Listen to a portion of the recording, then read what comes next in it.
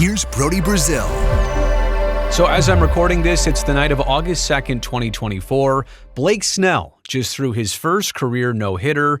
That was a 3-0 win against the Reds in Cincinnati. But that event has me asking now kind of a bigger picture question for the San Francisco Giants, and that is, did their season just unofficially begin?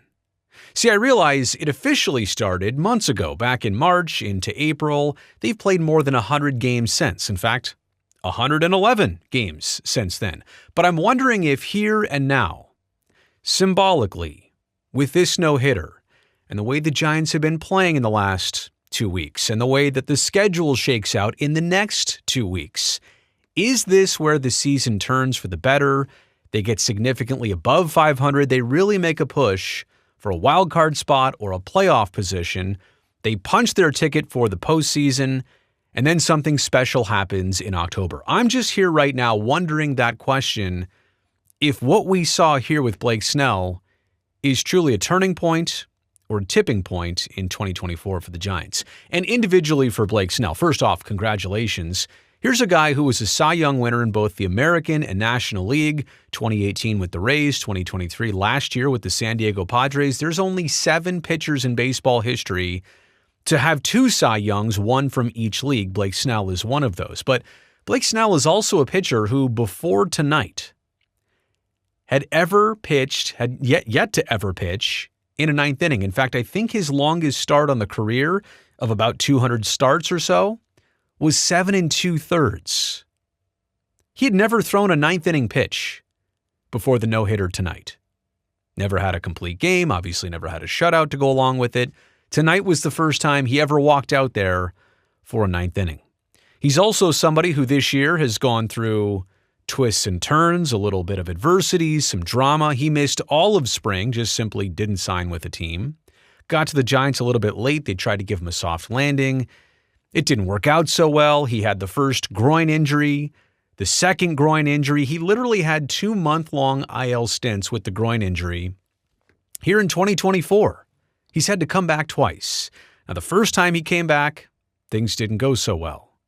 The second time he came back, with a lot of pressure on what stats he might produce, things have gone exceptionally well, like unbelievably well. I'll have all the stats here right now for you. July 9th, his first game back on his second return against the Blue Jays. Only 73 pitches, but 5 frames, 1 hit, no runs. Next time out, against the Twins at home. 7 innings. Again, 1 hit, no runs allowed, this time on only 80 pitches. So he's finally getting that efficiency too. We know he's a swing and miss guy. We know he throws a lot of pitches to not get through a lot of innings. Obviously, tonight was a different story. I think 113 total pitches for the no-hitter. Struggled a little bit against the Dodgers, but still a really good performance. 4 hits, 2 runs across 6 frames. Yeah, that's a quality start against the Dodgers down at Chavez Ravine. 83 pitches.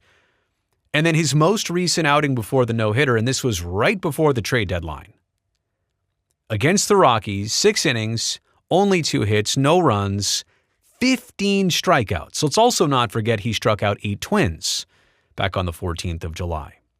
So the swing and miss stuff really playing into the no-hitter that he threw tonight. 103 pitches in his last outing, and then 13 pitches tonight against the Reds in Cincinnati. Only walked 3. Obviously, 11 strikeouts is going to take care of a lot of the outs you record. I think the ground ball to fly ball ratio was 2-9, something like that. A lot more fly balls than ground balls, including the last out he recorded. But I mean, look at this absolute tear that Blake Snell has been on. So you take all that, you add in the return of Robbie Ray, Logan Webb doing his thing, especially last time out with the complete game and shutout. Hayden Birdsong has added something nice to the rotation. Things are starting to brew nicely for the Giants, and even with Jordan Hicks and the arm issues, he's out there now in the bullpen. That's an area that needed a little bit of reinforcement. So you've got some positive things moving forward, even after a trade deadline where maybe the criticism was not enough happened for the San Francisco Giants. They certainly weren't buyers. They were a little bit of sellers, moving Soler, also adding Mark Canha. But going back to Blake Snell, consider this. The prior starts leading into this no-hitter kind of make the no-hitter a little bit less surprising. Like, he has been on a roll and a tear. We know he's a second-half pitcher, and this is now proving and confirming it. But what if Blake Snell, let's go back a handful of days now, what if he was traded? I mean, there had to have been offers. San Francisco had to have been listening. I don't know if they were convinced only if they got something tremendous in return. Obviously, there wasn't a package presented well enough for them, so they kept him. And so you add in now what Snell just did and what Logan Webb just did against the A's. It's the first time the Giants have had consecutive shutouts since August of 2002, 22 years ago. Jason Schmidt did it August 20th against the Mets, and the day before that, Livan Hernandez had a complete game shutout against the Marlins on the road August 19th. Just a fun fact, but it kind of shows you like the momentum, the symbolic nature of what is happening right now, and maybe this as the true start to their season. I mentioned the last couple weeks, week and a half or so, their record has been great. 8 wins, I think, in their last 11 games, and now they're approaching this soft spot in the schedule.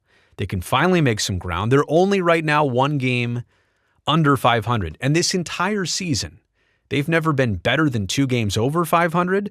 They've never been worse than 6 games under 500. They've just managed to hover in that plus-minus of about 8 games, never really getting some traction. This is their time to get that traction. They're only 6 games back of the top wildcard spot that Atlanta holds right now. And granted, there are a ton of teams in the mix for wildcard spots in the National League, but there's also 2 months, essentially 2 full months almost, and 51 games left in the season. Now, I think if you're the Giants, you would have wanted to already kind of be in this position and holding it and not having to look back. Well, that's not the luxury, but they're not that far off. There's plenty of time to make up this ground. Yes, you do need some other teams to falter and struggle, and like I said, there's going to be a lot of competition in the wild card situation, but that's the whole point here. This is a punch-your-ticket type season for the Giants. And I know that wasn't the design, and they probably should have been contending for much more.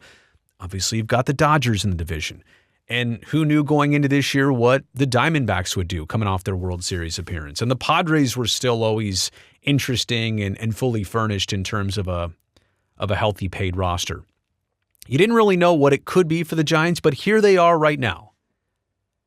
Not far out of reach of a playoff spot, and don't you think, if they get into the playoffs and just look at what their 3-man playoff rotation could be between Ray and Snell and Webb and Harrison and Birdsong out in the bullpen. Granted, they're still going to have to find a way to score some runs. I'm interested to see what Mark Canha brings to the equation that maybe Jorge Soler did not. I'm very familiar with Mark Canha. I think he's a very interesting addition to this team. They need some sparks offensively. There's no question about that. But they're approaching a time in this season where they could make a move, they could make a push, and all of it could be centered around Blake Snell's first career no-hitter. Oh, I forgot to mention this too. Blake Snell's record entering tonight at Cincinnati was 0-3 this season. So his first win as a Giant in 2024 was a no-hitter on the 2nd day of August. It's just crazy, right? Crazy how some of these stats and facts and figures all play out. But I really do believe it. I really do feel like in reverse, not saying this for sure will be the turning point that does lead them to the postseason and does lead them to something special. I'm just saying that nights and occasions like this could be the things that entirely are part of a season turning around. You made it here to the end of the video. You know I appreciate that. Thumbs up down below. That'll greatly help me, this video, this channel. I would like that.